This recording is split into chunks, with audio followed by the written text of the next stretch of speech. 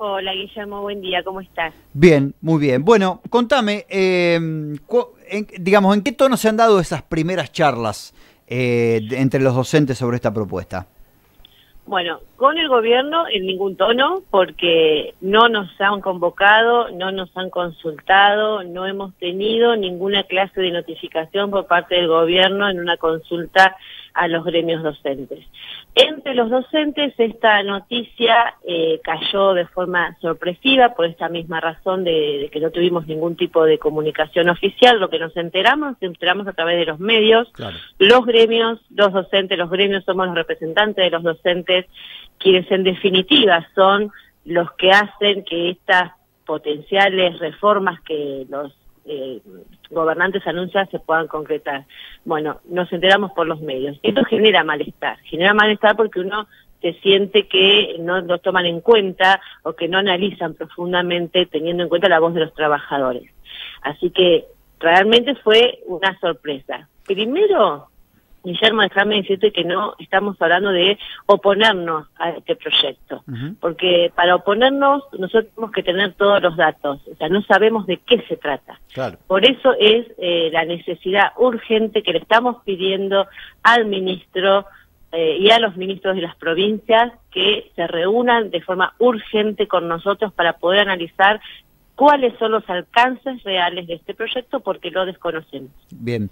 Quería preguntarte, entre los objetivos que tiene este proyecto, dice que uno de ellos es mejorar la calidad, sobre todo en lengua y matemática, o sea, el nivel que han mostrado los chicos a la salida de la primaria, ingreso al secundario, en lengua y matemática, aparentemente no es el buscado, al menos podríamos decir por la cartera educativa. ¿Esto es un poco así en la realidad? ¿Está sucediendo un poco eso? Nosotros tenemos que entender que las prácticas del lenguaje, como se llaman en la primaria en la provincia de Buenos Aires, es una herramienta, un área fundamental y transversal a todo el resto de las áreas. Claro. Por eso la importancia de hacer foco en esta área, que sí es un área donde hay complicaciones también en matemática. Entonces la importancia de analizar, de ver qué está pasando, porque son transversales, ya te digo, al resto de las áreas. Si yo puedo leer e interpretar un texto, lo voy a poder hacer en sociales, en naturales, incluso claro. mismo en matemática, que también es un lenguaje. Claro. Entonces creemos que es fundamental revisar cuál es qué está pasando con la educación en todas las áreas incluidas en esta, incluso si tenemos que seguir hablando de áreas y no tenemos que hablar de un conocimiento que no esté tan estructurado. Eso tiene que ser un debate serio en el Consejo Federal de Educación, pero teniendo la voz de los docentes. Ahora, si vos me decís que con una hora más de clase esto está garantizado, yo te voy a decir que no, porque hay estructuras de base y necesarias que la escuela debe modificar. Por ejemplo, en la preocupación, y acá viene el tema de agregar una hora más solamente al nivel primario. Sí. Bueno, es el nivel que menos recursos tiene en cuanto a personas trabajando, por ejemplo. Ajá. Es el único nivel de todo el sistema educativo que no tiene preceptores, por ejemplo. Claro. Entonces, ¿de qué manera pretenden lograr la centralidad del proceso pedagógico si el maestro de grado debe ocuparse, por un lado, de dar clase, de cuidar los recreos, de completar los boletines, de completar registros, de completar documentación, de preparar legajos, cuando eso en otros niveles se encarga un preceptor? Claro. Entonces, me parece que son anuncios despampanantes y son proselitistas y que tienen nada más que ver con esto de dar un mensaje de nos estamos ocupando, cuando la verdadera transformación de la educación no va por ahí. Pero insisto, no estamos diciendo que no sea necesario. Todo el tiempo en la escuela es preciado, y es necesario. Una hora más quizás puede permitir un tiempo más de aprendizaje, pero esto no va a garantizar que haya mejores resultados. Claro. Si no se reforma la estructura. Y por otro lado, si no se escucha a los docentes, ¿quiénes son los que están en las aulas? Porque yo te insisto con este tema, quienes se juntaron, quienes debatieron, quienes aceptaron esta propuesta sin dar a conocer el proyecto real, son gente que no están en las aulas trabajando. Claro, claro, son los ministerios, ¿no? El Consejo Federal de Educación lo integran los ministros de todas las provincias. Y muchos no han pasado por una escuela, entonces me parece que si vos lo querés hacer de verdad y que tenga un buen impacto, bueno, hablamos con los docentes. Claro, y después también puede haber en algunos casos cuestiones de infraestructura, ¿no? Tal vez... Bueno, gracias por mencionarlo, porque mira, ya se me estaba pasando. Fundamental el tema de infraestructura. Las escuelas estamos compartiendo edificios continuamente con otros niveles, con otras modalidades. Entonces a la mañana hay una escuela secundaria, a la tarde una escuela primaria o un centro. Bueno, en la provincia de Buenos Aires, que es muy grande y muy diversa, tenemos falta de recursos de infraestructura y de toda clase de insumos para trabajar. Entonces, acomodar todo esto de golpe, porque yo escuchaba, te vuelvo a repetir, por los medios, porque nadie nos avisó a nosotros cómo es el proyecto, pero sí a los medios hablaron de que Silioni planteaba implementarlo a partir del segundo cuatrimestre. ¿Les parece que en menos de un mes uno puede o 2 meses arreglar todas estas dificultades que están dentro de la estructura de la educación? Claro. Infraestructura, recursos humanos, incompatibilidades que pueden llegar a surgir entre los cargos docentes. ¿Cómo van a garantizar que no se vulneren los derechos de los docentes cuando quizás no den los tiempos para ir de una escuela a la otra, por ejemplo? Claro, porque ¿no? hay docentes, no sé, esto no lo sé, te lo pregunto.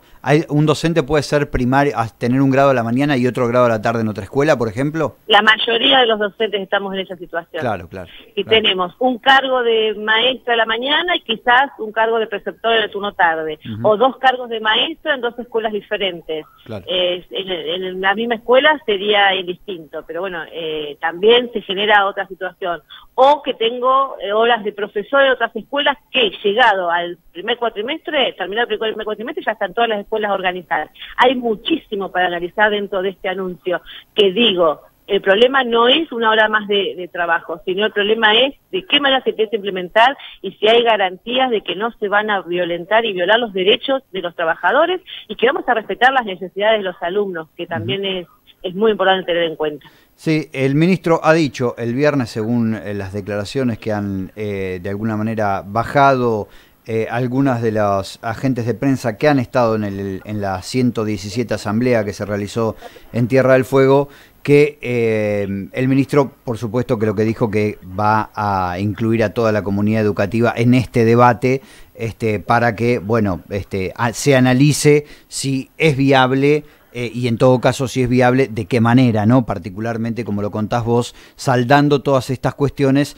que tienen que ver con la vida diaria y con la calidad educativa de verdad, porque la calidad educativa es eso, ¿no? Que un docente no tenga que andar a las corridas, que pueda dedicarse el tiempo que se tiene que dedicar a preparar sus clases, Sí, lo que pasa es que siento que empezaron al revés.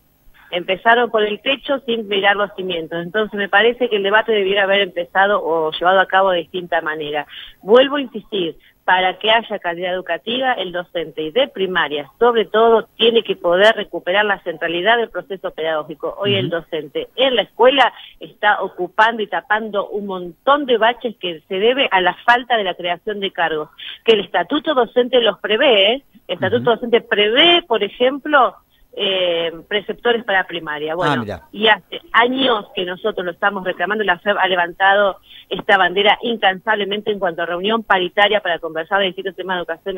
La FEB presenta la urgencia de que se designen estos preceptores. Claro. Entonces digo, hay que analizar mucho y nos gustaría que se nos tome en cuenta para poder aportar lo que nosotros conocemos, porque estamos dentro de las escuelas.